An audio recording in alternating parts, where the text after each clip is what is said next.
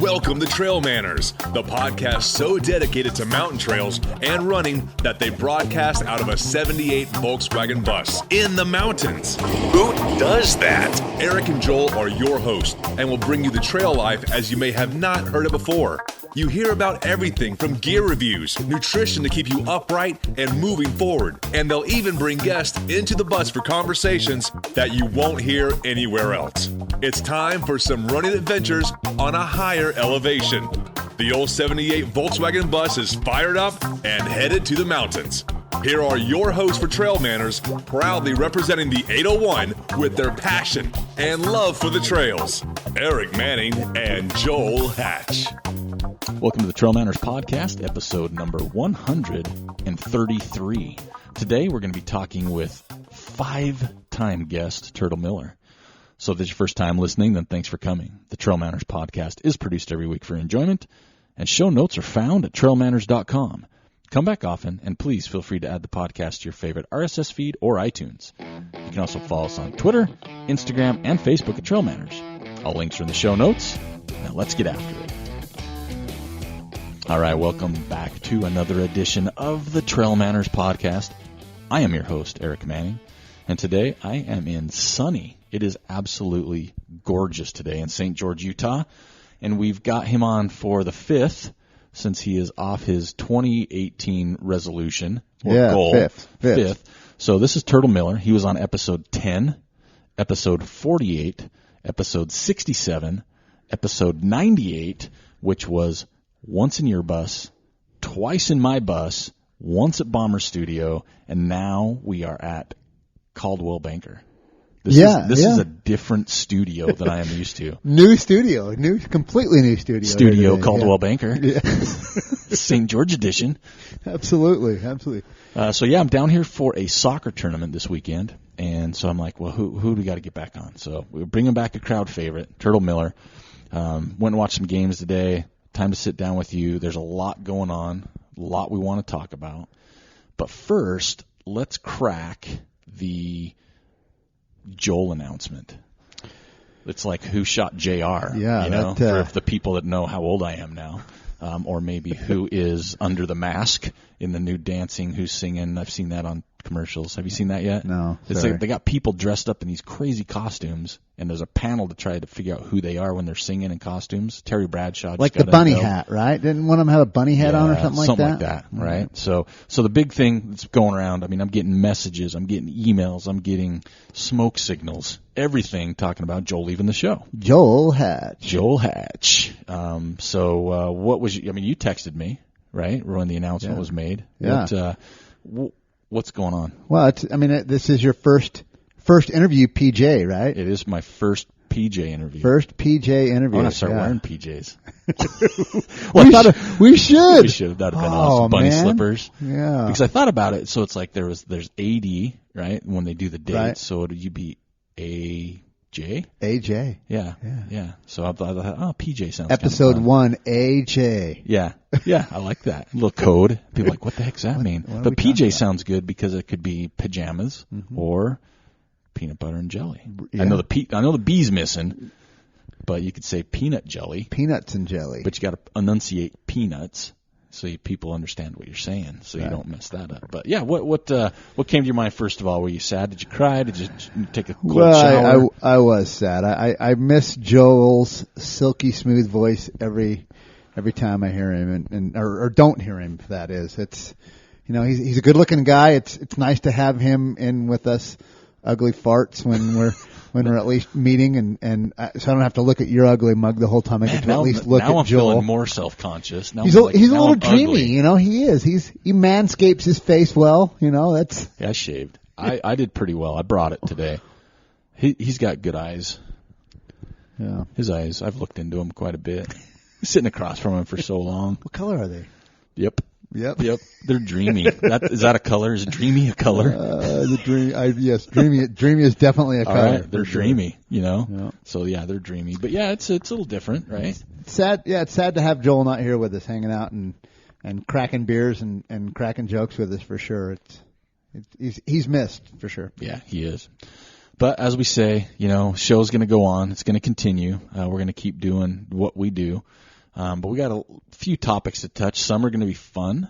Some are going to be controversial. Yeah, well, we're going to bring some controversy to the Trail Manners podcast. Joel is the controversial part. He would just say it how it is, and I'd smooth it over. Just drop it. Like and I'd stare at him. My eyes would open real big. I'm like, Joel, dude, what are you talking? We just lost one of our 7 listeners. But yeah, so what have you been up to? Obviously you're a Caldwell banker. What have you been up to since you were on the show, episode 98? I had a little bit of a career change. Had a Sprinter van blow an engine out last February, so was able to kind of make the side gig the main gig and move my real estate stuff that I'd done on the side for years to my full-time gig. I still work with a few of those brands that I worked with, but I don't go on the road as much anymore. First of all, because my Sprinter van blew the engine. Did I happen to mention that? Did your Sprinter van break down? And I still don't have the Volkswagen bus back, although I'm within a week of having it. So that's kind of excited. I actually registered it yesterday. Wow. and relicensed it and reinsured it, and Dang. I just have to get up to Salt Lake to pick it up. So that's where it's at. Yeah. Okay. Yeah. So I'll be back to driving and working on a Volkswagen bus again. That's really an excited. Office, portable office, man. Stoked for that for sure. Mine's in the shop. Yeah. It's been in the shop for about 2 months, and they haven't even looked at it yet. And I haven't pressed them because I got nowhere to put it, so it's like free storage right now. Yeah, no, it's a really good move, actually. People are like, have you called them to see what's wrong? I'm like, nope, waiting for the snow to go away. No, don't want to know what's wrong. Not going to drive it right now anyway. Don't care. Yep. They can hide it in the back under a tarp for all I care. They don't have to tarp it. Just park in the back and we're good. Yep. That's how it is. So. Yeah. So you've been you're still doing some brands, so you're still in the world, right? Still working with a few brands, still going to some of those events. We went to TRE, the running event down in Austin, Texas in December. That was a lot of fun. I got to get to that one, man. I miss that every year. We went and ran that 5K again. That was super good fun. I actually got to run with the Squirrel's Nut Butter Squirrel. Paced him to 50th place or so finish. Was that a PR? The guy dropped me. Oh, nice. Sweaty, droppy.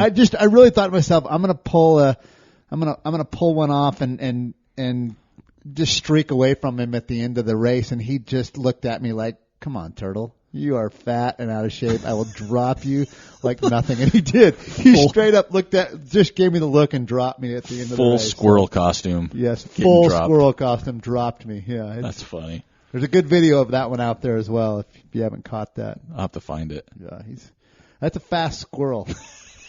Well, and part of it is we got about 2.5 miles into it, so you got, half mile or so left. You got this little loop around the park left, and is it the same course when I was there when we ran it? Different one? Okay. Different course every year. But it was at a golf course or something like that. But anyway, there was a dog, like a little boxer dog that was, again, dressed up like, it was a guy in a dog costume, just like there was a guy in a squirrel costume, and the dog started chasing the squirrel, and the squirrel.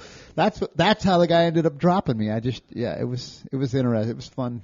Good times at TRE for sure. That's going to turn into like a full costume event here pretty soon. You got a dog, you got a squirrel, and then what's going to continue? And that TRE, it really is a fun event to go be a part of. If you have the opportunity to go down there and do that, I'd highly recommend it. It's a lot of fun. It's good to get down there with the tribe and see the people that that are a part of this running community that we all love so much. So. Well, I've only been down there once, but and I worked it at the time, but it's just awesome. And Austin, man, they got the food. Oh. The food down there is off the whatever you want, chain hook, whatever you want to say out there, but the food's amazing. Yeah. And now they just announced an MLS team going down in there. Oh, really? Yeah, brand new MLS team, 2020, I think is what it is. Uh-huh. So Austin's a cool town, man. Yeah, and it's a lot different than it used to be. There's barbecue that is, world famous. There's vegan stuff that's down there that's just, For vegans. You had literally, I went down there and ate at the same vegan taco truck for 2 years before I even realized it was a vegan taco truck. Well, how would you not know that? Because we just walked up to a taco truck and ordered tacos and had no idea it was a vegan taco truck, and it's parked in the same place, and so. We just go every year. It's like I just would go every year, and then one day I was there with Jamil, and I looked at Jamil and I said, "Why do they spell cheese with a Z?" Oh, It's no. not cheese. It's like, what do you mean it's not cheese? And then he goes, and that's why there's an apostrophe in the chicken, too. And I literally had no idea that we were eating at a vegan taco truck until we'd gone down there for the third year. So, and I still hit it every year. It's that good. You wouldn't have no idea it was vegan tacos. Awesome. Yeah, I love Austin. The food. I could stay there for a really long time. Yeah. Just eating, finding cool new barbecue joints in Southwest, and just really cool stuff. So, all right. So you're still going down to TRE, and you're doing real estate. Can you say what brand you're working with still, or is it not cool? Yeah, it's not a big deal. I'm still working with Incrediwear. It's a brand of knee braces and socks and ankle braces and things like that. I do an event for them at the Huntsman World Senior Games every year, and it's a good brand to be a part of. Still working a little bit with Scratch Labs. I love Scratch Labs. Still working a little bit with Scott Sports, and then I've got a couple of bicycle brands, Linus and Frog bicycles, which are kids' bikes that I still work with a little bit. So. Nice. Yeah. So you're still staying busy, but you're home more. Yeah, still good brands. You know, I was spending 180 days a year on the road. I still every once in a while have to rent a truck and go on the road and go show people and talk to people about some of the brand stuff. But for the most part, I'm in St. George covering the real estate and working with the clients that I've got here. So. And that going good for you? Yeah, it's going really good. Is there a boom in St. George going on? You know, there is definitely a boom. Is there? It's definitely a popular place. You know, I really, when I started, I thought it would slow down a lot in the summer. It didn't slow down. Because it's like 150 degrees in the summer. Yeah. So you but show everybody Speedos. But the difference is yes, it's a warm time of year to be down here. Warm. Let's say what it is. Well, if you run every day at lunch, you get used to it. It's put it this way: people wear less clothes and they get hotter. How about that? Yeah. Well, I'm out. I couldn't run down here. Yeah. They'd be like, can you put something on, dude? Anyway, but springtime, as we all know, is the time that everybody likes to come down to St. George, whether it's a soccer tournament or whether it's the Martin Luther King holiday weekend or whether it's spring break or whatever. Everybody likes to come to St. George this time of year. So the Christmas time is a little slow in the office here, but it's back up. It's picked back up. I've got a lot of clients in town doing a lot of things over the weekend for sure. So. Well, I stopped at my Viva Chicken already. First day I got here. Viva La Chicken is the best damn lunch place in town. Peruvian, man. Oh. So I came down with my assistant coach on my team I'm coaching and his son, and I say we got to go to Viva Chicken. He goes, that place off the free. I've always seen it, and you got to go in, right?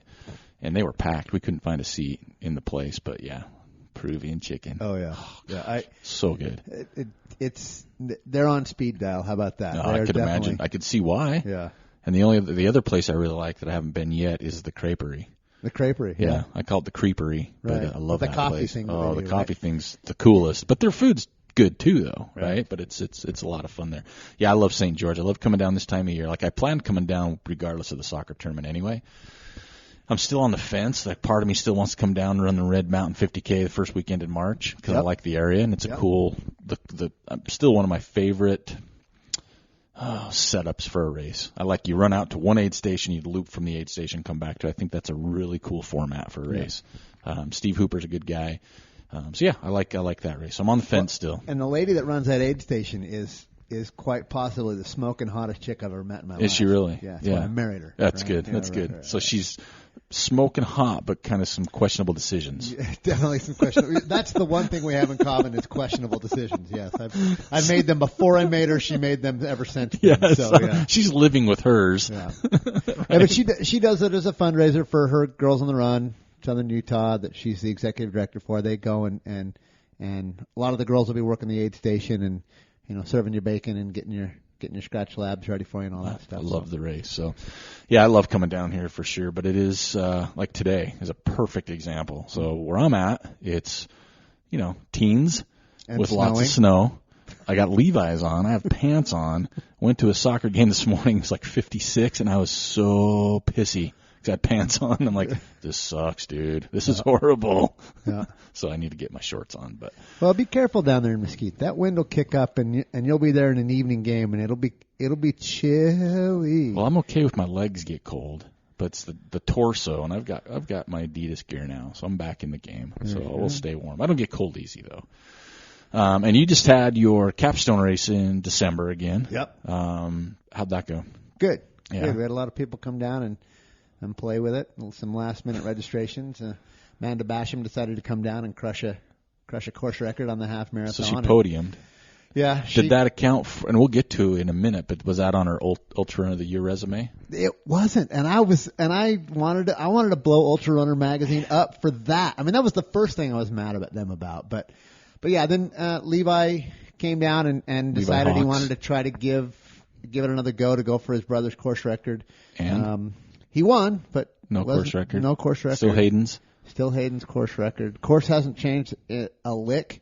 Unless you mess it up. So it's a legit course record. It's a legit. It doesn't change every year because we have a reroute. Course, and that was very early in Hayden's career, if you recall. He'd won Speed Goat, so we kind of knew who he was, but he hadn't gone and done the Hawks versus Miller versus Hawks that we see on Jamil's videos. So, some of us knew who he was, but a lot of us were like, who is that guy that won Speed Goat in that St. George Running Center shirt? Nobody had any idea who he was. No. Of course, he'd been on Trail Manners, of course, at that point. No, right? we brought him on the weekend after he won.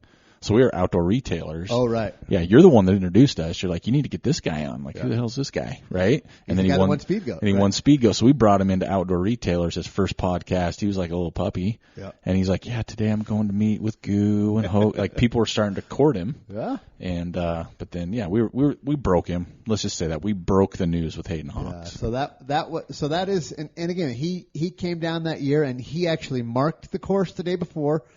Ran the course, set the course record, and then unmarked the course the day after. And that course record is still not anything that somebody can touch. So, really? Yeah. So an idea off the top of your head, do you know how close Hayden or Levi got to it? I think he was a half hour, 40 minutes behind him. Man. And it's a 50K? It's a 50K. Yeah. Yeah. Jeez. And we have a future still with the capstones. Is that something you're still going to pledge forward with? Yeah, Okay. Absolutely. Cool. One of the things that's going on in St. George right now is they've got a little bit of a discussion going on with regards to some access through the Turd'l Reserve, which is on the north end of town. There's some people they want to build a highway. Some people want them to. Some people don't want them to. Want to build a highway through there. If they build that highway through there, what they're going to do is they're going to trade the SITLA, the State Trust Lands Association, is going to trade the property where the capstone is actually being run. For that in a land trade, and so that would then become part of the Red Cliffs Desert Reserve. But I've at least been in early discussions have been told that any events that they have out there they would grandfather them. That'd be cool.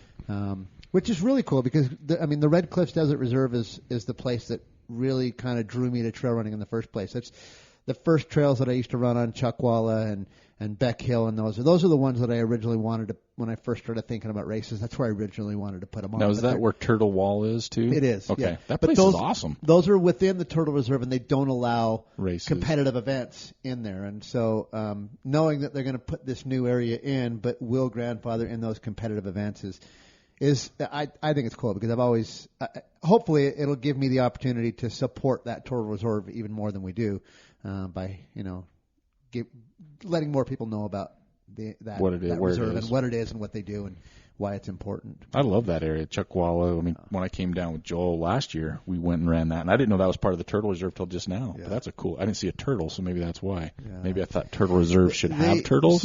So turtles come out when it's about 90 degrees. So I'd never see a turtle. You would never see one. Okay, yeah.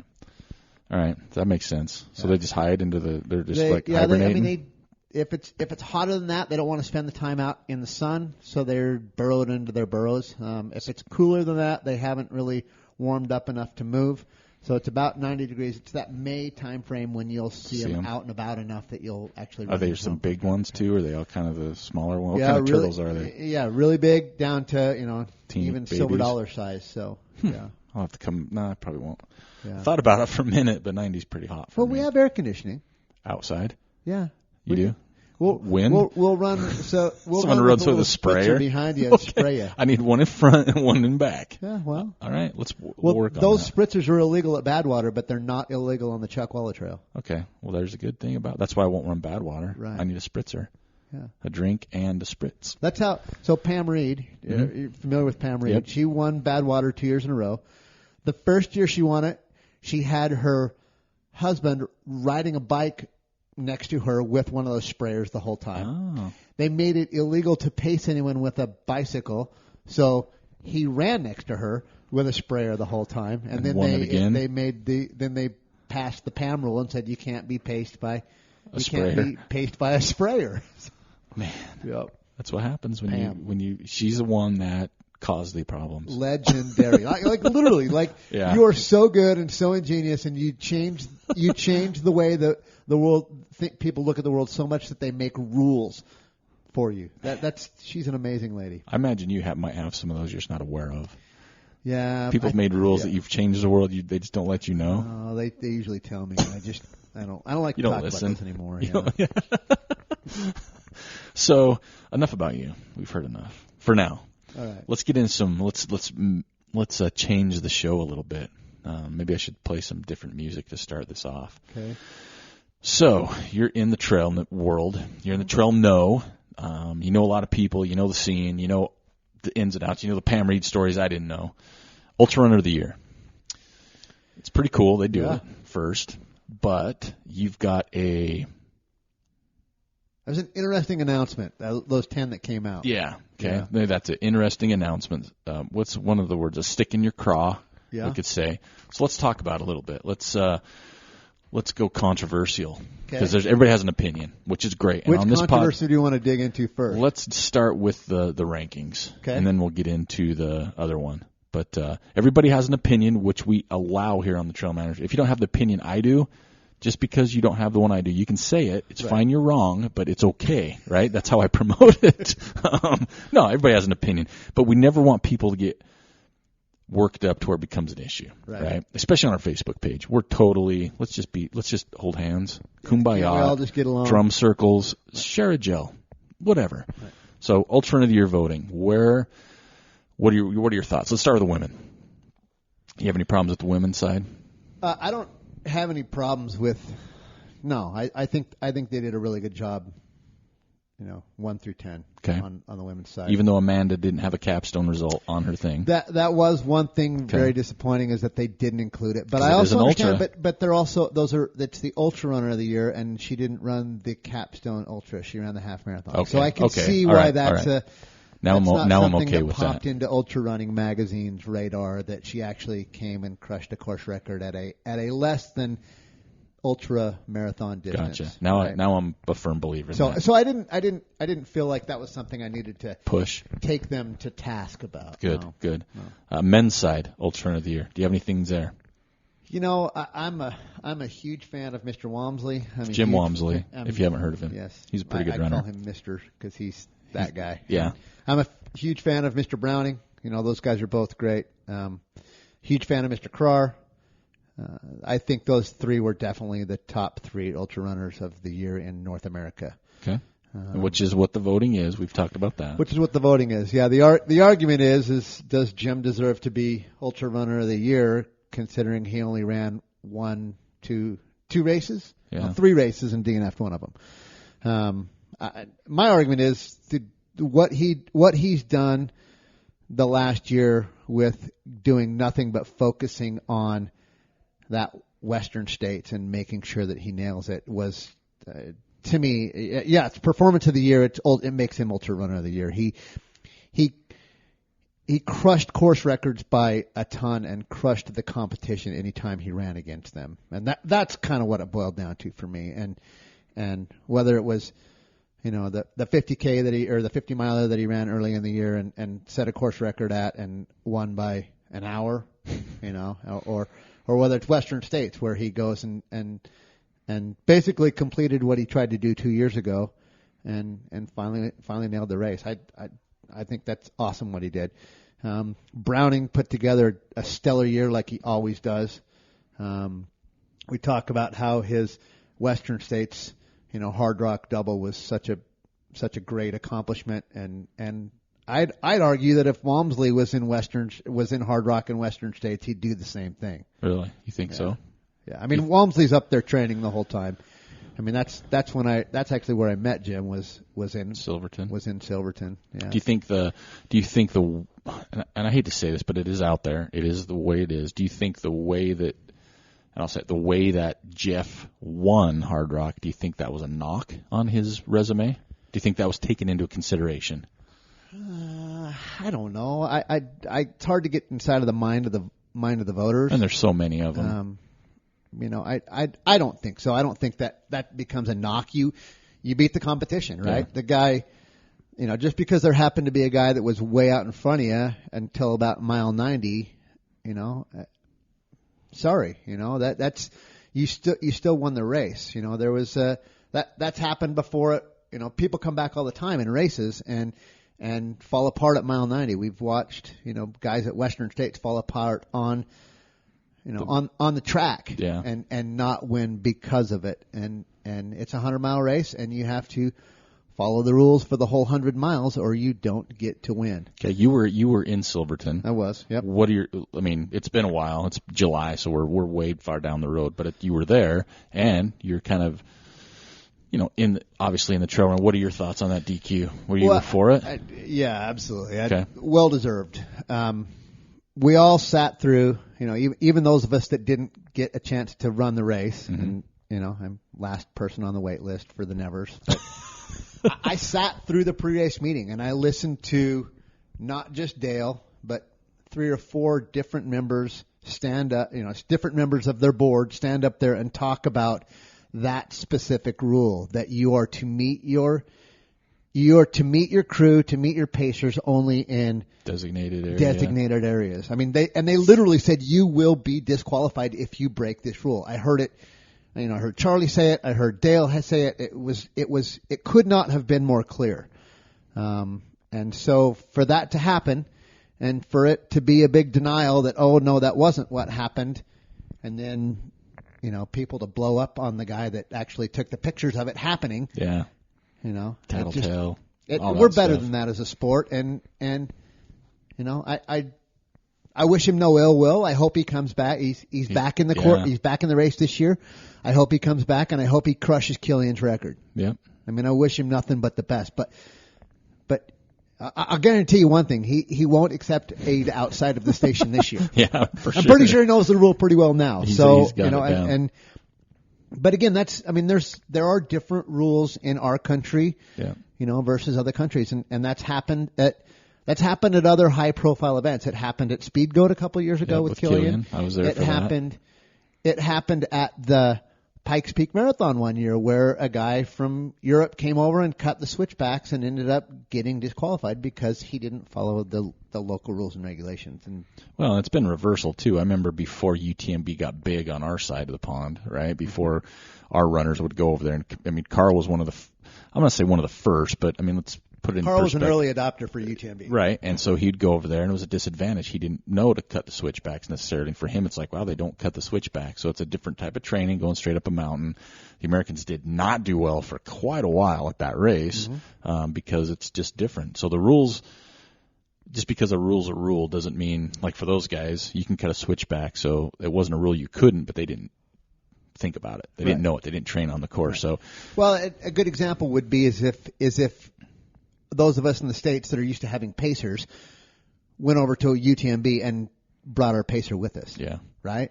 It's against the rules, yep, and you would be disqualified for having a pacer. So same rule, same thing. You come over here and you don't follow the local rules, and you get disqualified. And I think for me the hard part about that whole thing that I had people say is like, oh, they should have given him a time penalty, but there wasn't anything like if someone said, okay, we'll give him an hour time penalty, then people said that's not enough, that's too much. There's that.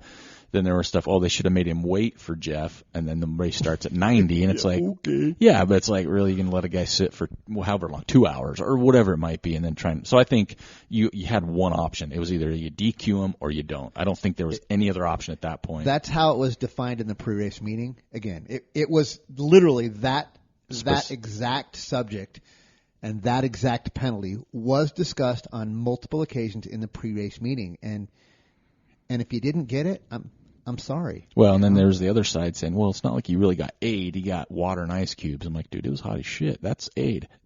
You know what I mean? It's like, you give me an ice cube, I'm a happy dude when it's hot. So, well, it is a competitive advantage. Yeah. You know, if you skip through the aid station and everyone that's there watches you skip through the aid station, when their runner comes in, they tell him, oh, he was in and out really fast. Mentally. Versus if he sits down and takes 5 minutes because he's not feeling right and he needs more water and he needs more ice. If he runs through that thing, everybody behind him goes, holy crap, that guy's killing it. Yeah. If he sits down, it might give those of us watching the opportunity to say to our runners, hey, that guy's not doing very well. Yeah.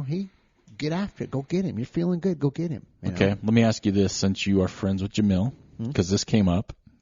How was that different than Jamil taking a PBR at the river crossing? Because that was a big deal for a while. And again, it comes more from people that are. I don't think these were brought up commonly. It was like people that may not be a fan of Jamil brought it up, right? No, Jamil actually self-reported that. Okay. So, what's the difference there, though? Well, the big difference is that Jamil self-reported it. Yeah. Right? But it was like a year later, 2 years later. Yeah. I mean, what was it, right? Yeah. He said, hey, you know what? We've got an issue where I ran this. Should we DQ me? And, again, not my race, so I'm not going to make that designation. And I wasn't in that pre-race meeting, so I can't tell you what was discussed and what wasn't. Yeah. I don't know if the rules have changed or if they haven't changed. I don't believe they have. But Jamil, again, being the guy that he is, has publicly come out and said, I'm okay with a DQ for that race. If you want to go back and retroactively DQ me for that race, I'll accept it. Yeah. I won't fight it. And what's your thought on that? I don't know that we're looking to DQ him for that race. I don't think that's... What's your thought moving forward, though, now that it's out there? I mean, if someone gives somebody a beer 5 miles from the finish, do you think that's aid? Do you think they shouldn't do that? Because, I mean, that's part of our sport, right? Oh, yeah. I mean, it really is. Yeah, I mean, absolutely. In an aid station, I get it. It's a beer, no big deal. But if you're running down, a mile from the finish and you're killing it and your buddies are there and they're like, dude, you're amazing, and you swig a beer. I mean, what's your thought on that? I think you shouldn't. I think you should do everything you can to not put the race organizer in that position again. Yeah, that's how we came across this, is you're putting them in a bad position. Yeah. And it goes the same thing. Okay, what if you're running and you're a runner and there's another runner ahead of you that's out of water or they're out of nutrition and you give them a gel, you give them some water out of your thing. Is that aid out of an aid station? Because we do that. We see it and do it all the time. I've given water at Wasatch to a Grand Slammer before. In that case, I believe you need to. The safety of the runner is more important than following the rules. Does that make sense? Yeah, no, I see that. And if that runner is in a position where if you don't give him a gel, he could, die. I don't know that giving him a gel is going to keep him from dying, but definitely giving him some water could keep him from dying if he's far enough from an aid station. I think you do that and you allow him to self-report, right? Again, it's like golf. Huh? It's like golf. You self-report yourself, right? And that's how it is. Gentleman's game. If you're using a foot wedge, you may or may not count that as a stroke, right? Yeah. The old foot wedge. The old FW. Yeah. So I mean, I've helped other runners in races. And too. The last thing in the world I would ever do after handing them a bottle is then take a picture. Turn to Bozung at the end of the race and say, hey, by the way, I handed this guy a bottle of water up on top of, And here's a picture. I took it. He's out. I just finished higher up. And that's why I don't have 3 bottles with me, because I gave one of them away. Yeah. I think you get to the point to me where you're really splitting hairs, and it wasn't a topic of conversation a year ago. People didn't really talk about it too much. I'm not saying they didn't think about it, because like I said, I ran Wasatch one year. There was a Grand Slammer. It's the last race of the Grand Slam, and they were hurting on Alexander Ridge, like beyond hurting, and I gave them some water out of my stuff, right? And I never thought twice. Alexander is no fun. I get it. But I never thought twice, and I would never, to me, I get that people say, well, you helped him, you gave him aid. I'm like, well, it's kind of, to me, it's kind of what our sport's about a little bit, right? Yeah. So, but again, you're putting people in a bad position to make that call. I think it's okay to take aid from other runners. If there's a no muling, then it's really, I guess, the the vision of the no muling rule, as I stumble over my words here, is that you don't accept aid from anywhere except for the aid stations, right? But again, I think you're right. This is a sport where we care about each other, and it's not, and I hesitate to even say this, but it's the front of the pack is different than the middle of the back of the pack. Here's a question we got asked: do you think rules should be different for the front runners than the normal person? Do I think that? I'm never going to say yes, but they are. They are. They are. Yeah. Right. I mean, it's about that personal experience in the back of the pack. There's nothing. I'm never going to make $1 million because I finished Wasatch in 2009. Yeah. I'm never going to. Right. It's like I finished 187th. Where's my sponsors? Ultra's never going to call me and offer to let me run in their shoes. You're not going to get a Drymax sock named after you. Dang it. Although I should, as far as I'm concerned. I really should. That's good. Okay, so we beat that horse. Ultra running of the year, you're okay with the men, you're okay with the women, right? The rankings, you're okay with that, right? Yeah. The rankings are... I got no argument with wherever they rank them. I think every single person in that top 10 is deserving of the top 10. No matter how it would have come out, there's always going to be something. There's going to be somebody that complains about it. But they did take it from a panel, take the averages, so it's not like Alternative Magazine just said, oh, here's our top 10. It was like voters, and there's like an AJW, Carl Meltzer's, there's some legit voters. One last thing I'll say on it is Rob Carr. Holy crap, dude. That guy is comeback of the century. I mean, I literally can't, from not being able to run, from struggling to doing what he was doing, to come back and do what he did this year at Leadville was amazing, right? Yep. And I don't even want to toot Leadville's horn because now they won't let Walmsley in the race, which I don't blame him. You know what? I mean, sure. They won't let him in? What do you mean by that? Well, he did not get selected in the lottery. Oh, well, I mean, he didn't get picked in the lottery. He did not get selected in the lottery. Come on, Leadville. Give me a break. Why are we trying to protect Matt Carpenter's course record? Maybe legend, man. Yeah, no, don't get me wrong. Legendary. Yeah. But, well, I mean, he didn't get in. Maybe he didn't get into fairway. We don't know. We don't know behind the scenes, right? Yeah. We don't know. Well, I think the problem with Leadville is that Hoka is not the sponsor for the Leadville Trail Series. Who is it? Is it still Fitness or? Well, and I just heard like for Leadville. I mean, on the subject of Leadville, now they've got a VIP package for runners, which includes grapes. I don't know what it includes. Right? I didn't read the thing. But for $2,800 you get in. Yeah, I think that's what it is, right? And they have the VIP, and I don't know how much that is, but then we can buy their training plan for like a couple grand. Right. And I'm thinking, I know some coaches that could give me a training plan for a heck of a lot less than that. But the $2,800, the coaching plan and the VIP, it guarantees you an entry into Leadville. Is that what it is? Yeah. Okay. Well, at least that's kind of how you read it. That was a glance. That's what I read as a glance, and I thought about Jim, if you're listening, and I know you are. Get a sponsor. You should talk to your boys over there at one of your many sponsors. I mean, Quesadilla Cowboys. Maybe talk to that bike shop you used to work at. There and say, you go. You know what? I would like to do the Carrara double up there, and ride the bike race and go crush Matt Carpenter's course record. I think that's what you should do. You should talk to your guys at the bike shop and I'll be a VIP. Yeah, that's the way to do it. I'll take your VIP grapes because I know you won't eat them. Grapes are good, man. I'm sorry. I love grapes. All right, what else? So the Ultra of the Year voting we're good with, but there's another thing that kind of might stick in your craw, right? Yeah. What's that?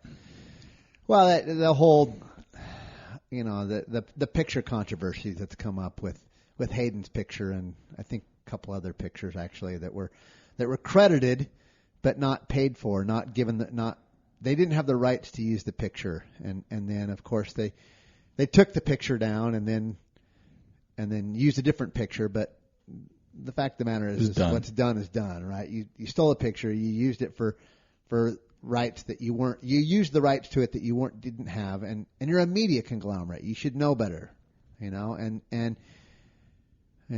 just. So it's one of those things where I just think they look at and they apologize. Yeah, they came out and said sorry, miscommunication. I'm sorry I'm sorry I borrowed your car and drove it through a mud puddle and took crap in the back seat And left it in your parking lot. and left it out of gas in your parking lot. But, hey, if you want to pick it up, it'll be down at my office. Come on. So what is the hard, fast rule on that? I mean, if you post a picture on Facebook or social media, you can't share it? Well, the person that takes the picture has the rights to it. Is a professional. Has the photo rights. This one was a professional. Whether it's a professional, whether it's not a professional. Whoever takes the picture has the rights to it. So I can't make a meme on one of these? Like just take one and put some words on it and throw it in the meme world? I don't know that. But you have the rights, and in reality, a lot of times those professional photographers have used, the athletes as models, and so they've got model contracts. So they've got, an agreement to use the image that they took, and it becomes, and they've signed over those rights to those images of, like the picture of Hayden. Hayden signed a contract with whoever's paying Derek at that point to take the pictures, and Derek took the pictures, and now Derek owns the rights to those pictures. He leases the commercial use. He sells those for commercial use. You want to buy a picture that I took? That's fine. I can print these pictures off for you. It's just like Owen Mills back when we were kids, right? You didn't get to walk in there and just take the picture and go put it on your wall. You had to pay them for the pictures, and so every time you want to use that picture, whether it's put it in a frame and hang it on your wall, or whether you want to use it in a digital fashion to market your product, you should be paying for that, and that's what they didn't do. So I have a way back, and it has to do with Derek and his pictures. We do Woody Footy, right? And we're still looking for a sponsor, folks. We're doing Woody Footy. And people post their photos, and we do our Woody Footy. It says, if your photo's selected, we'll use it for the blah, blah, blah, right? Right. So we get this picture. Hayden won because it was a ridiculous picture. So we used it for single track, and I get an email from Derek Lytle. This is before I knew him, right? He's like, hey, by the way. And I'm like, dude, I'm sorry. I will rip it down. What do you want me to do, right? Because Hayden gave it to us. He knew the rules. Right. So for me, it was touchy because I would never purposely do that, but it's our Woody Footy competition, and I put it there. So I was like, I felt bad. Hey. I mean, obviously I'm not as big as Ultra Runner magazine by a couple subscribers. Sounds like Hayden submitted a picture that wasn't his to submit. Right? So who gets in trouble then? Hayden. See? But Derek was cool about it, right? Well, Derek is cool. He is a cool guy. And but I felt bad. And I'm like, well, we tell people this. And so he's like, no, it's cool. Just give me photo credit, which we do anyway. But I thought it was I knew Hayden didn't take the picture because he's in it. And I don't know how good he is at technology with timers. He's no Corey Reese. Yeah, right? He's not a Corey Reese with a timer. But I felt bad, and I was like, man, I apologized up and down, and I was almost ready to call Hayden and say, dude, you owe me $1,000 for anguish and pain or whatever, So I see a little tricky areas, but what they did I thought was kind of funny, right? Yeah. And hopefully it's been taken care of. We don't know everything, right? Yeah. I still see it. I still see that there's discussions that happen on it, but I don't know the backside of it or what's happened with Derek and Ultra Running Magazine. I hope. I mean, that's a great magazine. It really is. I love picking that up and reading it every week, and I'd like to think that they'll come do the things they need to do. And I don't want to wish them any ill will, but you got to follow the rule. We're talking about rule breaking on this. That's what this is. That's what it is. And I'm still waiting for the phone call. The Ultra Runner magazine wants to do something with the Trail Manners podcast. I'm still waiting. If they want to do a story, article, whatever. I've got some headshots I've been working through with some companies to send them in. No, it's a great magazine, but it is. I mean, you're getting to the point now with social media, things get tricky, but a publication should know to do more research. Yeah, they know better. They know better than that. Right. So they know better. They know that a photo credit doesn't do that artist any good. A PC. Right. I didn't know what a PC was for a long time. Like, I use a Mac. Yeah, I do too. I do. Yeah, there's a Mac right there. So we good now with Ultra Runner magazine and Ultra Runner of the Year? Yeah, we're good with Ultra Runner magazine. So what's your future plans? Are you running Wasatch this year? Are you?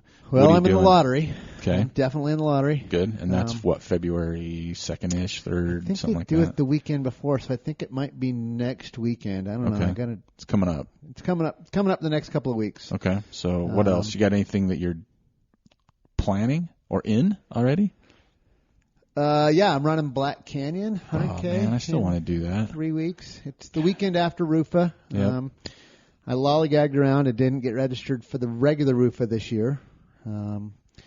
And because I was kind of waiting to see if my original plan was based on lotteries again. I knew I wanted to run Black Canyon for that Western States qualifier. It's good to run that. It's a fun course. I like getting that Western States qualifier out of the way early in the year. It makes me feel more comfortable in my later events that I'm not so stressed that, oh crap, I got to run this to get a Are you Western going States for a qualifier. golden ticket or just a qualifier? You know, my training's not what it should be.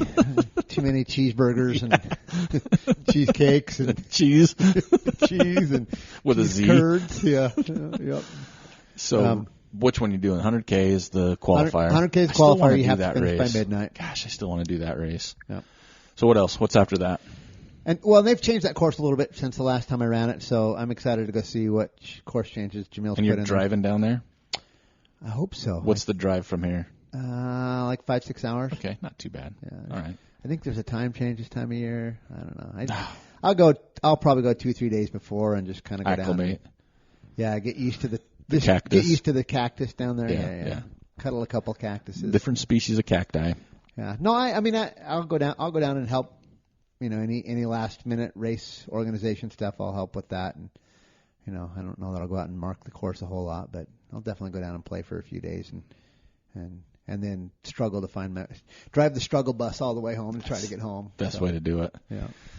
That's in February. That's February 16th, I think. Okay. I think that's right, February 16th. So, gonna miss a soccer game that'll happen that week, unfortunately. But then probably after that, I'll run. I'll be down here the 16th for a tournament. Will you? Yeah, That dang same it. tournament. Yeah. Okay. So That's the Rage tournament, right? No, it's the Icebreaker tournament. My team that I'm coaching is playing in that one. So yeah, we're going for gold. I'll be out. I'll be back on Monday because hopefully you guys will still be playing on Monday. I got to find a place to stay. I waited and I looked at hotels. Now I'm like, son of a gun, man, $150 a night. You'll probably figure something. Come out. on, because they're cheaper. They're I cheaper got this spare time of rooms year. at Casa de Turd'l. I was like, is that a new condo place? Casa de I can Turd'l. sleep in this room. They're not going to know I'm here. Just put a sign on the door. That's true. Okay, after Black Canyon, you are doing or thinking Squaw Peak. Okay, It'll be that's my June. 10th finish at Squaw Peak. second week of June. Second Change week in the date. June. Yeah. Okay. 10th finish. 10th you get finish. What do you get for that? You already A got cougar statue. Okay, you already got the fleece vest. Yeah, the fleece vest. For 5 years. Oh, it is. Is Man, it sensual? Oh man, it's like the most sensual color of emerald green suede vest. You wear it all the time. I get it. Go with your shirt with today. the Dreamcatcher embroidery on the back. It is. It's It's well bomb worth diggity. it. I'm telling you, it is. It's woke and lit It is and all those new words. all 250 of those miles. Let me tell you. But now you get a cougar statue. Yeah, you know, I'm excited for the cougar statue. I'm assuming it's probably going to be the size of, I don't know, it might fit in the palm of my hand, but I figure, you know, there's Made of marble. There's not a whole lot of cougar statues in the world. The one that Mr. Walmsley won this year in Squaw Valley is a little different. Is a little different, but this is probably my only chance to ever get a squaw or a cougar statue. And you think about it, if it's on a race resume, he puts cougar statue. You put cougar. People don't know that. They have no idea. Yeah, they just know that. Wow. I might pose with his and just say, "Look, I got my cougar statue." That would be from awesome. Squaw Peak. Photoshop it. That'd be really cool. Yeah, it'd be awesome, wouldn't it? So that'll be cool. 10th, and then what? You going to Hard Rock to hang out again? You know, take pictures of cheaters. What are you doing? I'll probably head down to Hard Rock for a couple years or a couple weeks. Okay, cool. I got my campsite reserved. Spend a couple days down at Hard Rock and you know, go down and probably help out with trail maintenance stuff again this year. It's a lot of fun. And then depending on the lottery, I'll either run the old Wasatch or do figure something different. Yeah. What's your how far is it from here to Javelina in October, distance wise, like hours, 5-6 hours same again? 6 hours. Okay. Yeah, it's basically the same. The start finish line of Javelina is the same finish line as Black Canyon, so it's just down there. I want to run that, but I'm like, man, that's a long way away. You know that as like much fun as Javelina 11 is, hours. it's the party that you should go for. And I'm a party animal. It is the most insane, fun time I've ever had. And I want to head down, but it's like it's 10-hour drive or more, 10, 11-hour drive. Well, so I'm like, I'm what old. are flights? But then I got to rent a car. No. I can't. Yeah, I mean, it's just, I don't know. Literally, okay, here's the thing.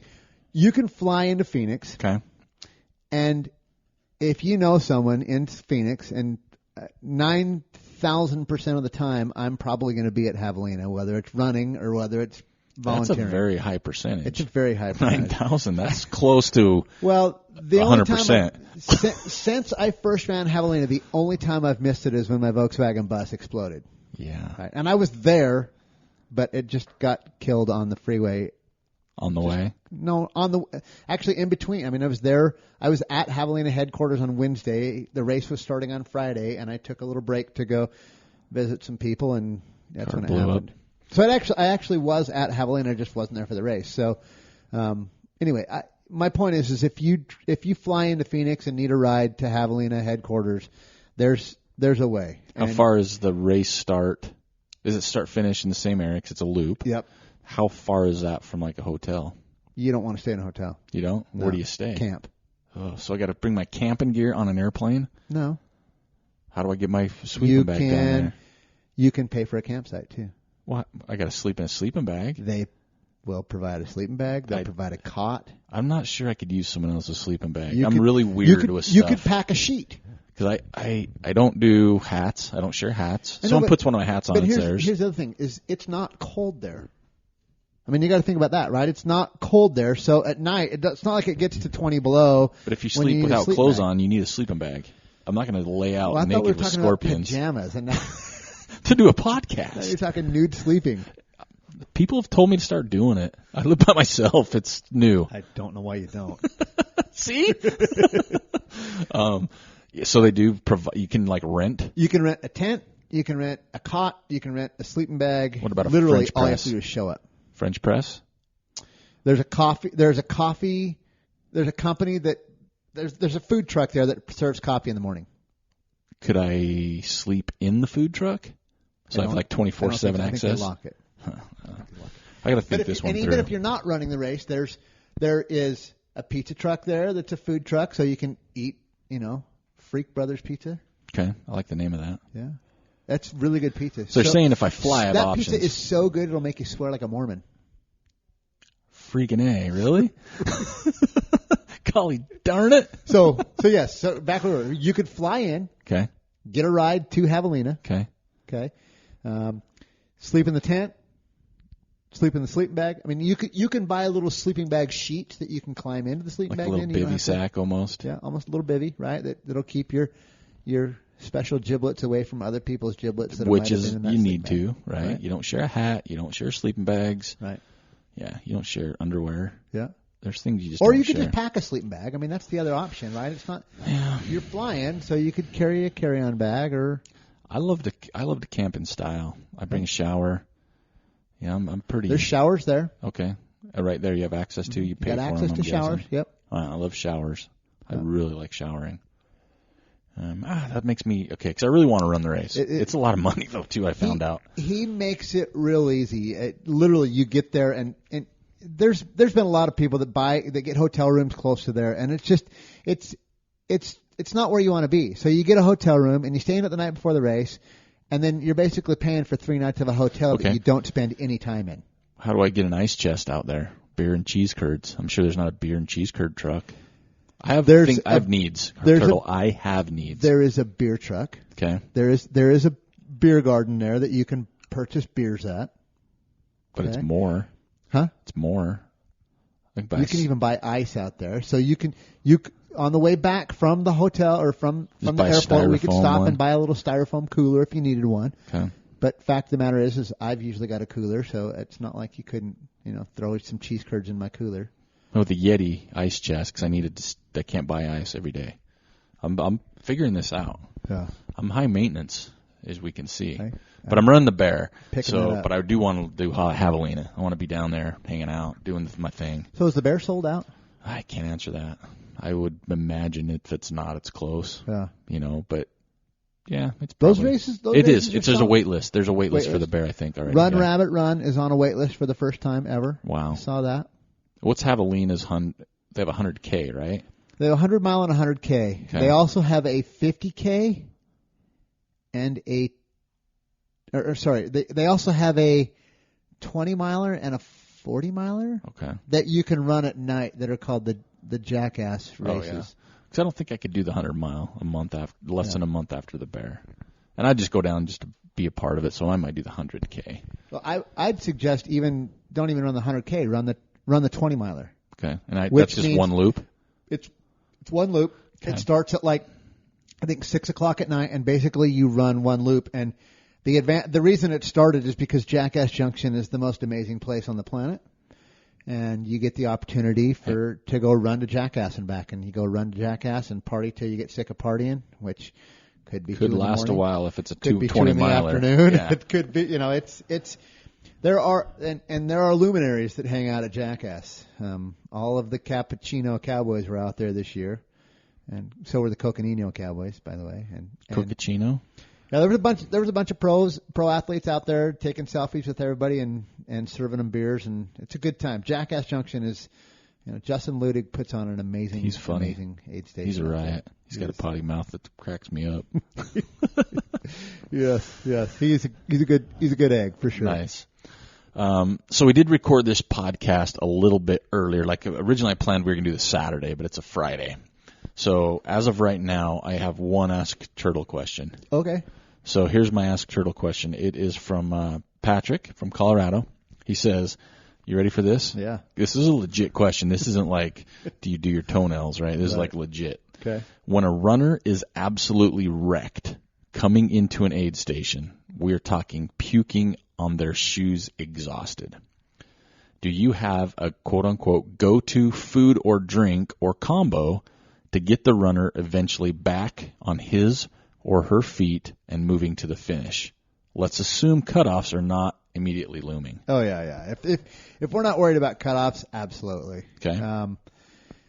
If you're puking, you've got a sour stomach. It needs reset. You want to make sure that you're keeping hydrated. So the first thing you want to do is try to get some water down. Okay. Sippy? Sips of water Okay. at first. Ice in the water, ice water, ice on the back of the neck helps kind of cool you off.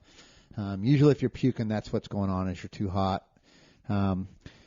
Depending on what their body's telling you. If their hands are swollen, they've got too much salt. If their hands, there's some things you can look for. One of my go-tos, if somebody comes in and is sick to their stomach, is to try to go with salts and fats. So bacon has both. Avocado is a good fat. Pickles, and in particular pickle juice.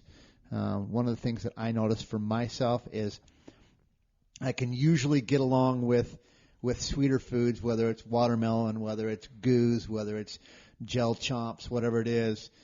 I can eat those pretty much, but once my stomach starts to get a little sweet, I got to switch to Salts and fats or something? Salts and fats, and that's usually what I go with, is the bacon, if they've got it. If not, I'm going to drink pickle juice at an aid station. That's usually what we're bringing around. Just because you've got enough food coming into you. If you're running in an ultra run, if you're puking, it's not because you don't have enough food in you. It's something's off. Something else that's imbalanced. What about ginger ale? Ginger ale is good for your stomach. Usually what I'm going to ask them is, what are you craving? Like, if you could have anything right now, if you could eat anything, what is it? And that's going to... Deep fried cheese. Oh, you're asking not me. What did you say? Deep fried cheese curd would work right now. Curd. So what your body's telling you is you're craving some fats. Yeah. Right? I mean, literally, that's what I ask is, what sounds better? Do pickles or potato chips sound better? Does a cheeseburger or a bowl full of Captain Crunch sound better? And that's going to tell you what your body's craving. What you're craving is what your body is telling you it needs. Hey, we need some of this. That makes sense. Have you, because it's on the topic, have you had much experience with like ginger chews? Like you suck on those? Yeah, ginger chew. So in my pack, one of the things I always carry is a little piece of, like a ginger chew, like you're talking about. I carry some gum up there too, just because I like. Wait a minute, bad gum breath. up there? What do you mean by that? Just in the pocket. Oh, in the okay. pocket. So you say gum up there? Got a little gum in there, a little, a couple of little aspirin in case something happens, and a little pain relief. I usually have a salt tab that I don't use them because I'll get them at the aid station rather than try to take the salt tab, but it's just there for an emergency.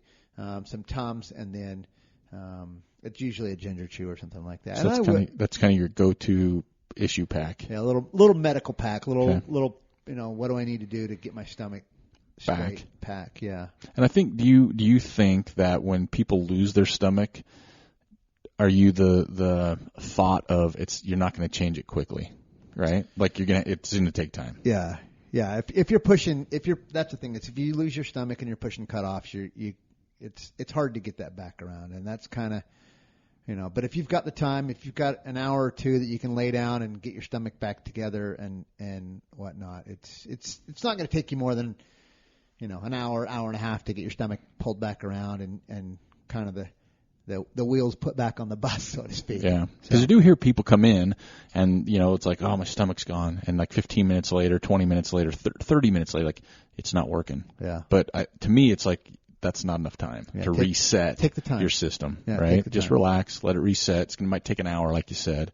Because I have talked to people that have said, yeah, I was so sick, I DNF'd. Like I said, I'm done. But they're like, but 20 minutes after I DNF'd, I'm driving in the car, and I'm like, oh, I feel better now. Yeah. It's like sometimes you have to give your time to reset. Right. Exactly. You can't rush it. It's going to take time. I think all your tips are good there, and at the end of the day, I think too, it's like, what are you used to? Too, everybody's got a little different. Like we always knew that, Mackey'd have a problem after mile 60, right? 60, maybe 70, and he was a killer. But everybody's stomach's different. But I like what you said. Makes a lot of sense. Of what are you craving? What's the first thing that pops in your head? When you walk into that aid station, what are you looking for on that table? What do you wish they had, even if they don't have it? What is it? Yeah, I like because that. Because if they don't have it, they've got something there that can substitute for it. If they don't have any avocado and they don't have any bacon, they've got peanuts, and peanuts have a lot of oil in them that'll help. Yeah. And there's something on that table that can get you around. So if you're thinking, man, I wish I had some fish, Swedish fish won't cut it. Maybe not. I don't know. They might have some lemons there, though, right? Yeah, there you go. Right. That'd work. That might help. That might be what your body's craving if they're craving fish. I can't imagine ever craving fish in an ultra. Sushi, maybe. There's fish in that. You're not a sushi fan? It doesn't look like it. I don't mind sushi. I just don't like fish. Like. What is that? Well, but the thing, so with sushi, the thing I like about the sushi is the wasabi, because it makes your gives you that burn on your forehead. Like, oh. Man, I hate fish, but man, I love tuna sandwiches. I hate mayonnaise and fish, but give me a tuna sandwich any day. All day long, yeah. As long as it's on bread, I like tuna and mayonnaise. But man, if it's on like a plate, no. I don't. You're absolutely nailed it. That's funny. I like sushi. I just like fish. I guess there's other sushis. I guess you can throw a California style. Go a California roll, right? But that's not sushi to me. That's like when someone says, "Do you want a coffee?" Yeah, hot or cold.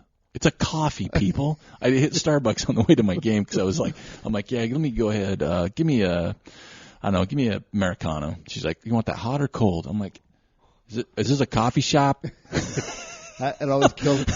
I'll walk into the coffee. Right, I'll walk into Starbucks and order the pumpkin spice latte like I always do. And when they ask me if I want it hot or cold, I just want to slap them. Like, what the hell is wrong with you? I don't understand cold coffee drinks still to this day. I get it. I get it. But man, I hate when is that hot or cold? I'm like, what? What are you talking about? Come on, people. Did I say cold? No. Can I get a drip coffee? Would you like that iced? It's 120 degrees outside. I want a hot coffee. Yeah. What's your drip? It's Pike. Okay, can I get one of those 16 ounce? You want that iced? I'm like, what the hell? No. What kind of question is that? If I wanted it iced, I'd go fill my Maverick 64 ounce, Right. My bendy straw. Oh, that's good. All right, so we've got some lightning round for you. So I hope you're ready for this. Oh, yeah. Breathless. And none of these have been you've seen. Some have been asked to other guests. Some have not. These are all from me. Okay. So we'll just start easy, and then we'll kind of just work our way down the list here. So kind of the same thing. You talk about food. What comes to your mind when I bring these? Bucket list race / adventure you still / want to do? You know, I've been entering a lottery to run a couple of different races for the last 6 years and haven't got into any of them. And I'd really like to get into both of them just so I can start going after UTMB because that's what I really want to run. So Badwater is one of the lotteries and Georgia Death Race. Right. Okay. No, UTMB is one that's really kind of caught my fancy the last, I don't know, 3-4 years. It looks fun. It's in the middle of nowhere. It's in a completely foreign country that they'll look at me like, shut up. It is a completely shut up, foreign American. country. Speak our language, and I'll be that guy. But I'd love to do it. That was Joel's answer last week. So that's 2 weeks in a row. We UTMB? got UTMB. Yeah, that was his Really? race. Yeah, I was surprised I too. didn't catch that. Yeah, that was his. Logistically, it looks like a nightmare. I mean, you can't go over there you can't just show up 2 days before the race. You got to show up there 2 weeks early, right? And then get used to the food. And I'm sorry, but if I go to Europe for 2 weeks, my wife's going, you know, because otherwise I won't have a wife when I get home. Right? And you want that. Right. You've married up. Right, yep. How about this? Finish this sentence. I cannot run without shoes. Oh, man. I went somewhere else, was hoping you'd say that. Okay, you can't run without shoes. Okay, so Turd'l's not a barefoot runner. I can run without shorts, but I can't run without shoes. There we go. There you go. If you could pick one person to run some trails with and pick their brain or talk to, who would it be? Oh, man. Anybody, past or present. I mean, this is real. This is the lightning round. Past or present? Yeah, they cannot be, Jonas Coronas. Okay. So Jonas Coronas. It's the guy that holds the 6-year record for Which for one? the world for like the 6-year world record. Okay. He ran like 500, 600 miles in a 6-day event way back when, and it just the records that guy still holds and has held for. Is he Greek? 50 years. Yeah, it's just the guy was an amazing runner, and I don't even know that he'd be fun to talk to, but it'd be fun to run with him. How about that? If you had a translator, to talk to him, or if I could understand Greek, that'd be cool. That'd be 1A. Yeah. All right, here we go. What would your 12-year-old self say to you today? Turd'l at 12, what would you say? What would say to you today? He would say, "Holy shit, you're fat." And believe me, that 12-year-old kid of mine probably would have used worse words than that. Okay, how about your favorite race performance and why? Favorite race performance. I've had a couple that I've been pretty proud of, but I got to say that last time I went and ran Black Canyon was pretty awesome. Yeah. I was in fair to crappy shape and finished with, and really kind of pushed there at the end and found a gear that I didn't know that I had to be able to finish just under midnight. I finished with about 20 minutes to spare. I had a good friend, Rick Whitelaw, that paced me for that whole race, and he ran it as well, but literally could have run away from me at any time and just hung out with me and ran with me the whole way, and it was fun. We had a great time, and yeah, just at the end of that race, they have shuttle buses that run you back to your vehicle. That they don't have a big parking lot there, so they run you back to your vehicle, and there was a satisfaction that I got out of sitting in the back of that van and listening to everybody that I'd passed in the last 5 miles just sit and complain about the fact that they didn't get their Western States qualifier because they finished just after the cutoff, and it was satisfying just because I'd had to hammer so hard that last 5 miles to get and to know that they were right there at the same place I was, but just couldn't have that gear you found. Couldn't dig it. Yeah, couldn't dig that out of there. Didn't want it bad enough or something. And I just, to me, it just kind of shows that if you want something bad enough, you can find a way to get it. You really can. I love that what you said, because I think I hope everybody's experienced it when you find that gear you didn't know you have. It's kind of this cool little, cool moment. That incentive, whatever it is, whatever you need to find, whatever it is that gives you that incentive to just go. I don't care if I don't walk again. I'm finishing this race. That's when you find that, it's cool. It's a fun place to be. What should be on everybody's iPod or music player for those non-iPodders? Oh wow, you're gonna dig that up again, aren't you? Well, obviously, anytime I put together a playlist for somebody that's going to include "Man, I Feel Like a Woman." That's why I had to ask this again because we did ask it this before. I've got another song. There's a new one. The singer's name is Storm Large, and the song is 8 Miles Wide. You probably have to Google it to find it. You probably don't want to play it very loud if you've got young children around. But the first time I heard it, I was sitting outside of a store. My wife had just gone into the store.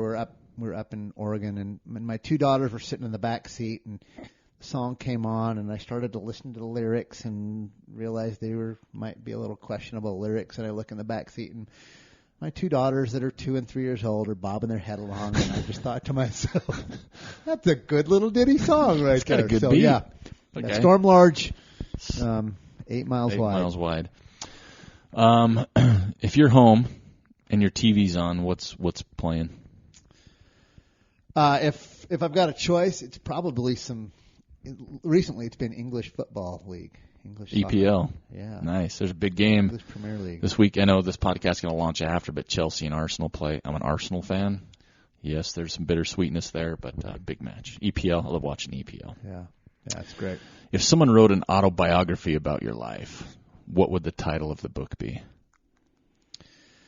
One of the things that I've kind of used to motivate myself ever since I started running was just a mantra that I always utter to myself as I'm running up a hill and struggling, and it is, "Run, fat ass, run." Like, get your fat ass up that hill.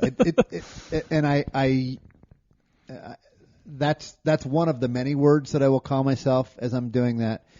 I like to cuss. I don't know if you've picked that up, but it's not something that I can control a whole lot. But I like to just kind of motivate myself by swearing at yourself, and getting some Tourette's. It's probably a little bit of "Run, Fat Ass, Run." I think is probably what it would be. Which is, have you seen the movie Run, Fat Boy, Run? I was gonna say there is kind of a movie that has that, and that's funny. I think it probably started it as my mantra, and they wanted a PG rating or something, and so they dumbed it down a little bit. Yeah, that makes sense where it came from. Yeah. How about this? This was a good one for Joel. But if there was a movie, your life in a movie, who would play you? I heard that, and the first name that came to mind was Kevin Costner, and yes, you? Because he's devastatingly handsome. That's the same answer. I know that's the same answer that Joel did, but honestly, I've liked him as an actor. I think he's a great actor. Joel did George Clooney, by the way. I remember. But Joel's a little better looking than I am, so he's gonna. Of course, he's gonna go. George Clooney's better looking than Kevin Costner. No, I didn't go there. Yeah, I know. I like him as an actor. I've gone and seen. I don't want to say all of his movies, but Waterworld. I saw Waterworld. Okay. Yes, I probably Postmaster. would watch it again. Postman. Yeah, The Postman. Yep, The Postman. Yeah. And who's in that one? Remember who's in that one? You don't? I'm going to tell you, Tom Petty. Tom Petty. He's the mayor of that one town. That is true. Yeah. That is true. So I like that. Who would play me? Jim Belushi. Damn it. All right, let's move on. Because he's devastatingly handsome. Jim Belushi is not either. Well, which one is? John? Neither one of them are. Which one's the dead one? So like dead guy plays Dude, me. That guy is so freaking funny, though. Have you seen? You need to go back and watch Animal House. That is an amazing movie. If someone asked me that, I would say I would want Jack Black. Not Jim Belushi, John Belushi. Yeah, the John Belushis are the same to me. They're the same. Except one's dead and one's not, and I don't know who's who. Just like me, no one knows who I am. I don't know if they don't know if I'm Joel or Jack if I'm Eric. Black, really? Oh yeah, I love that guy. Yeah. I've had people actually tell me that before, and my daughter's like, "I don't see it, Dad." I see it. Yeah. Anyway, he's a great singer. I love him. Have you got his album? Yeah, Tenacious D. Oh, yeah, I love Jack Black. Such a great Adam Sandler, Adam Sandler. He's coming to Salt Lake, and I got tickets in a couple of weeks to go see Adam Sandler. I'm excited for that. Is Black coming with him or just Sandler? No, I think he said there's a very, very special guest, but I don't know who it'd be. But he's got all those crazy friends, so hopefully it's somebody cool. It's probably going to be one of the Stevens brothers, I bet. Probably. Either Mike or Dave. I'm really hoping it's Chris Farley because he's my favorite, but I don't know if he's going to make it. Yeah. All right, here we go. He's got a previous engagement. Guilty pleasure food. Bacon. I mean, what else is there really? It's fat. It's salty. It's greasy. You got to cook it right. You're describing me right now. You can't undercook it. You got to almost overcook it just to the point where it's crispy, But there is a perfect spot you can get to with bacon, and there is for sure. Anytime I see bacon in an aid station, not in an aid station. But when you hold it between your index finger, and your thumb, it can't have too much sag on it. That's kind of the bacon test to me. And one of the things I really like about bacon is a little known fact that if you drop it in the dirt, right, it actually deflects away the bad germs out of the dirt, and if you eat that piece, it's actually not bad for you. It's bringing the minerals. It grabs from the minerals, turf. From the turf. I totally understand that. It's like walking barefoot on grass. You tune in with the turf or the world, the globe. And the other thing is after you've cooked the bacon, taking that bacon grease and then pouring it in a cup and cooking your eggs in it for the next month. That's the only way to do it. That's the only way to do it. Right. Put it on your Captain Crunch when you're pinch. Yeah. Put it with your mac and cheese. Oh my God, I'm gonna try that. Yeah, it's just bacon grease on toast. When you're in a pinch, that's all I'm saying. Here we go. Favorite soccer player ever? Firmino. For Liverpool. Firmino. Okay. Well, Number 9. Okay, that's good. Yeah. All right. You Liverpool fan too, is that why? My daughter is number 9. Last year she played on a Liverpool team. Okay, gotcha. And so that's why I think Firmino there. would be one of my favorite players. I like watching the guy play. Yeah. And I wasn't a Liverpool fan until she played on Liverpool, but now I watch them religiously, I guess. You can change the Hard Rock Lottery. This is a good one. I love this one. You can change the lottery. You personally can change the lottery. What would you do? I wouldn't change a thing. Really? I wouldn't change a thing. All right. I wouldn't even draw my name out earlier. I would. I'd just hold it out in my palm, perfect. like do some magic. That trick. lottery is perfect. Absolutely perfect. You get better odds for spending time and getting to know the race better, Gotcha. which you should. No, I agree. I like that. I like that part of it for sure. What's your Mount Rushmore of trail runners? Of trail runners. Well, me, of course. Well, you got to have that on there because right. you were in your top 5 ultra runner of the year when you voted. So yeah, I got robbed. You took second place. You took 5 out of 10. Winner was Mary Limit 6 out of 10. I know, and I should have got that 6th one, but I don't know who bumped me. Who bumped me with the number 5th? Who was in the number 5th spot? That was Hayden, wasn't Hayden 5th? Something like that. But you had one that was like you had tie for first place on women between Courtney and Camille. So you said tie. That's a pretty good call, though. They almost tied. That was a good call. Right. But the Turd'l one was a little off. It was a little off. Yeah. I would have been number 11. I think I'm number 11. We can't crack that. Okay, so Mount Rushmore, you got Turd'l. Oh, jeez. Who do we put up there? In the trail world. A guy that I'm a big fan of and it's been around and a big mentor to me is Turd'l Miller. Okay, of course, so we got 2 Millers up there, non-related, as Dana likes everybody to make sure they know. Yeah, Dana is not my father. I did not get any of the genetic material that he was providing, unfortunately. So Millers, we got Miller and Miller. So we're going to put you on the outsides. You're the bookends. We're the bookends. So what do you got in the middle? Who's part of the sandwich? Who's in there? Oh, in the middle. Mount. And there's 4, by the way, if you don't remember. You got 2 more. That's really hard. I know. This is what we do here at the Trail Manners podcast. And here's the thing: is if you're putting it on Mount Rushmore, that's American ultra runners. You can't include Killian, right? Okay, well that's your rule. Anybody like that? Well, your Mount Rushmore can be anything. Well, is my Mount Rushmore on the moon or where's? It can be wherever you want. It could be in St. George for all I care. So it's just who are my 4? My favorite 4? Is that what you're telling Who's me? your 4 that you're putting in a mountain? You're chiseling them in there. Because we got the Millers, and now we got 2 more. Another guy that I think's been very influential in the sport, and I don't think gets enough credit is Scott McCoubrey. Okay. Yep. He's he's on a running store. He's worked with multiple brands. He's an RD for a couple of great races in the Northwest. I'd put McCoubrey on there. Okay, so you got 1 more. Turd'l Dana Scott. Who you got next? You got 1 more. You have to hit this. This lightning round is super slow. Here's another one I'm going to throw. You're a horrible lightning round guest. Throw a jump out to Jeff Rose. Okay. Wow. Okay. And Jeff Rose was somebody else that I just thought he was the first guy that I couldn't believe the amazing things he was doing on a trail. I mean, that was kind of when I was first getting into the sport, that he was in his heyday with, winning every race he won. Every race he ran, he won with a course record, and it was just he was doing amazing things, and the things that have happened for him with health wise since then has been unfortunate. But he's somebody I still think a lot about, just because he threw down and went after it and just basically said, I'm gonna run the guts out of this thing, and he's an amazing guy. So okay. All right, well, there's your 4. I have one more question. For this one, now we're across the table, so you can trust me, Turd'l. Okay. You need to close your eyes to visualize this one. Close my eyes. This is a visual, okay? Turd'l, you hear this at your door. You hear a knock at your door. You go to open it. Before you stands Joel Hatch. He's wearing stance socks, a Speedo, and a tank top, and holding a stick of squirrel's nut butter. What does he say, and why is he there? Dude, beer mile in 2 minutes. And I can tell you, it's a door in Silverton, Colorado, and we're going to run the beer mile in Silverton. That's exactly what Joel's doing. I like how detailed and quick that one was. I even know the color of the Speedo. Oh, no. It's green. It's got a little yellow belt buckle like he's a leprechaun.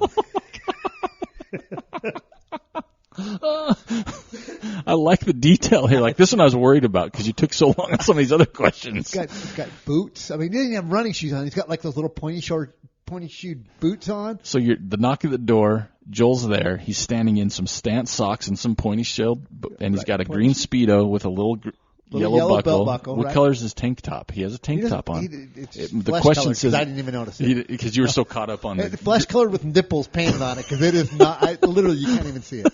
And he's holding some squirrel's nut butter, and he looks at you and says, "But you know what? Beer mile, now 2 minutes." Now that you mention it, I can see it because his hair, like the hair's not on the tank top; it's actually tufting at the top of it there. So it's like poofing out the top, like a little quaff, a little poof out the top. All right, 2 minutes. You know what's funny? Joel probably won't listen to this podcast. I'm sure Joel will. He doesn't listen to the show. I hope he does. He's going to now. He will. Someone's going to tag him on the post. Joel, at least listen to the last couple minutes.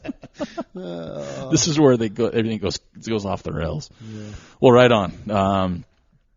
Great. I mean, thanks for taking the time. I mean, we're here at Caldwell Banker, and again, you can take this. You're the only 5-time guest we've ever had. Besides me and Joel, because we're always on, you're the only 5-time guest we've had. 5th. As I said, 5-time guest. Oh, 5th. Yeah. 5th. 750 milliliter Turd'l. That's what we're going to call it. That's your new nickname. 750 milliliter, a 5th. Right. This is Turd'l's 5th. Favorite 5th. Maybe I'll put that on the thing. This is his 750 milliliter show. To be on the show, we've had some great topics over the years. I mean, again, you came on in episode 10, which would have put us in early, like probably January of 2016. Yeah, because it was an outdoor retailer, right? Yep, that's when it was. January 2016. That was you and Luke hanging out in the bus, and me and Joel talked about that on our last show. Yeah. That kind of helped set the tone for the show on how we could handle things. But yeah, it's always fun to sit down and talk to you. I know our guests love you. You know, not our guests. Our guests, we don't have any other than you, but our listeners always enjoy a good Turd'l show. So thanks for joining us. Good luck with Black Canyon. We hope you get into Wasatch. Yep. I would say high five at Wasatch, but I'm hoping to be in Vermont that weekend. That's my goal for the year. But yeah, a lot of fun. Hope you get your bus back. Hope things go well for you down here. And I really can't wait to see who wins that beer mile between you and Joel in Silverton. I think that's one I need a video of. It won't be Jim Walmsley. That's your claim to fame, right? It won't be Jim Walmsley. You crushed him in the beer mile. Oh, let's ask that real quick. So Jim Walmsley races, I think, tomorrow when we're recording this. So when this launches, the results are in. Do you think he qualifies for the Olympic time trials with a 1:04 half marathon? You know, first time out. Yeah, Jim's an amazing guy. I haven't paid a whole lot of attention to his training. He's got that's what he has. Is he has the leg speed to do what he needs to do in that race. Yeah. Do I think he qualifies? Yeah, he'll run a qualifying time. Nice. Absolutely.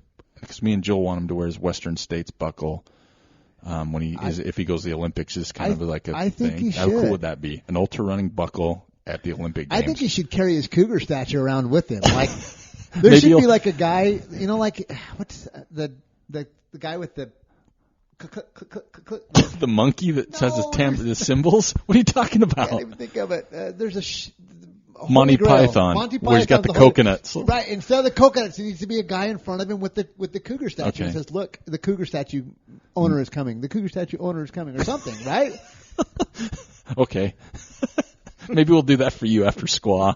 We should, yeah. That's how we'll introduce you to the beer mile at Silverton. Absolutely. We should, yes.